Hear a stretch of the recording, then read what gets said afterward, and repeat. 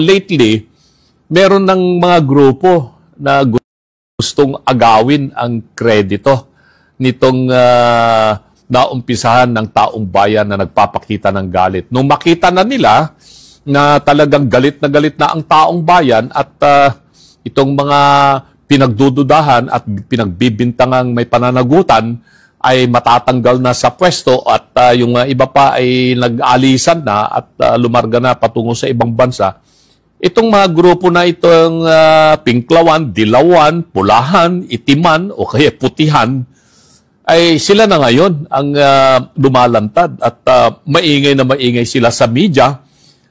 Sinusuportahan pa sila ng self-righteous group, mga civil society o kaya mga grupo ng simbahan.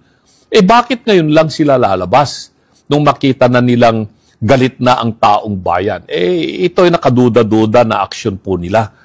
At alalahanin po ninyo, ito rin itong mga grupong itong binabanggit natin na iba-iba't mga kulay na nagsama-sama, ang kanilang tinutulig sa tinutukoy, si PRRD pa rin at saka si VP Sara. Ang gusto nilang mapanagot dito sa issue ditong corruption tungkol sa mga infrastruktura ay Duterte pa rin ang kanilang pananagutin.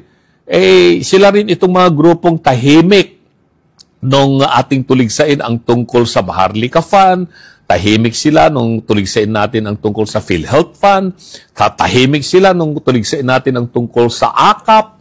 Tahimik sila doon sa issue ng People's Initiative na questionable. Tahimik sila nung mag-umpisa itong issue ng patungkol sa mga flooding nung 2024. Kung maalala ninyo, nagkaroon ng malawakang pagbahana nung 2024 at inyong maalala, nagkaroon ng baha pagkatapos ng SONA, wala silang imik. Pero maingay sila na impeachment ni BP Sara, maingay sila. Yung ICC kay Tatay Digong, maingay na maingay sila. Itong grupong ito ay sinasamantana nila ngayon ng pagkakataon nung makita nilang pabagsak na itong administrasyon na ito at naumpisahan na nga na nawala na yung pinuno ng Kamara, sila na ngayon naglunsad ng tinatawag nilang trillion peso march.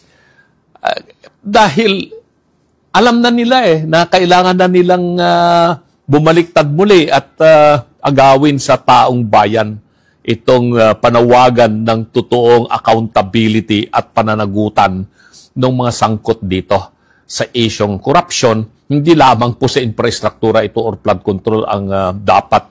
Pero kaya ako nagsasabi ng ganito para alam natin kung sino talaga yung sasamahan ng taong bayan.